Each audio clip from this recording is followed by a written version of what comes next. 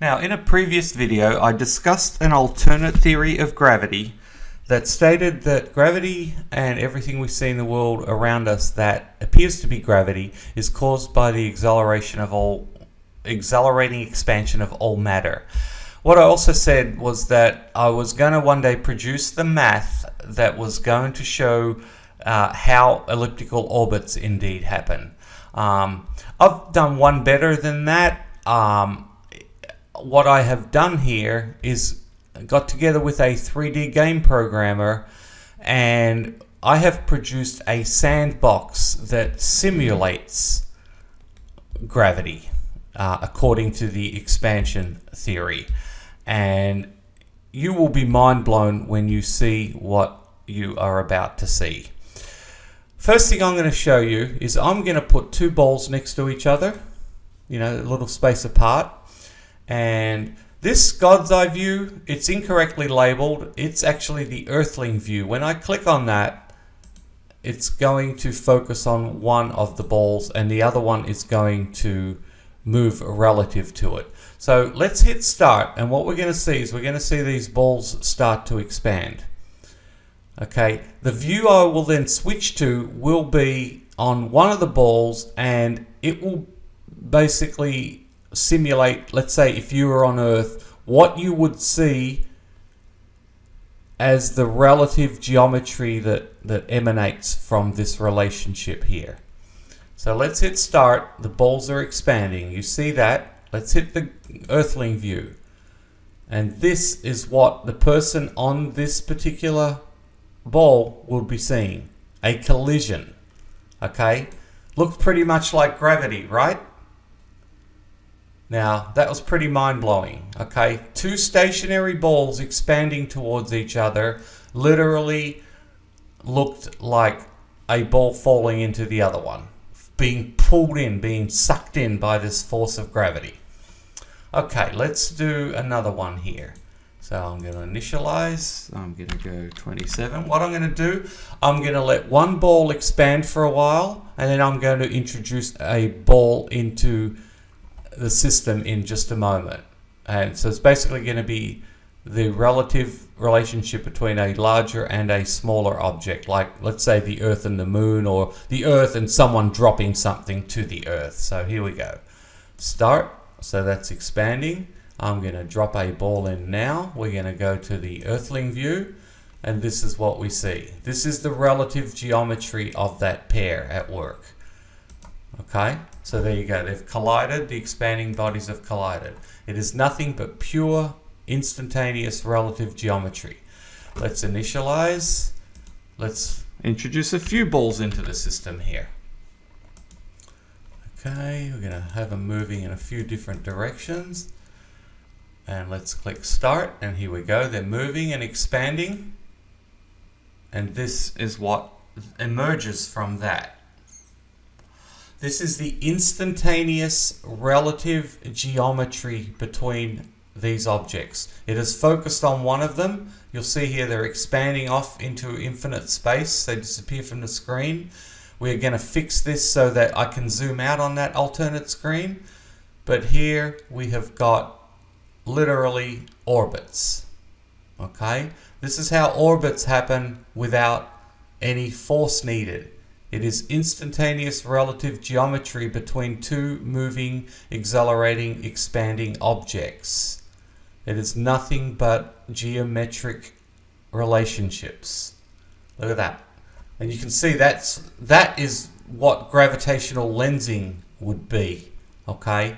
Imagine that a beam of light, and you'll see the way it bent around that expanding body. Okay, so these objects are literally in orbit. Most of these are actually precessing, and it probably had to do with the original direction that they were moving in. And this might be a good way to actually explain the precession in Mercury's orbit, rather than this, concept of the sun bends space more because of its size. Well, it's not really the case. We would just need to go back and focus on those expanding balls to see the actual relationship of what was actually happening. So let's now introduce, let's try this. Let's just see. Let's just play a bit. This is a sandbox, so we can play as much as we like. I'm going to let one expand, and I'm going to try and create what would look similar to a satellite orbit. It's not going to probably work very well because I don't have any much control over this mouse here and to what is going to come off this mouse. So we're going to go start. They're expanding. I'm going to throw in a couple of horizontal moving balls. Let's go to the God's eye view. Well, and this is what is happening here. Okay. There you go. So that is how a smaller object would orbit a larger object. Okay. And these are all processing, and I think again it's to do with that direction that those balls are taking. But here we go, elliptical orbits, and there's nothing fudged here. It's all the actual math of the relative geometry of the facing surfaces. Now let's stop, initialize. I'm going to introduce a bunch of balls here. Let's go.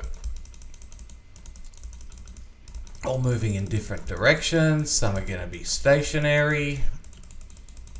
Some are going to be moving that way, that way. Ooh. And let's hit start. Here we go. Moving, expanding, different speeds, etc.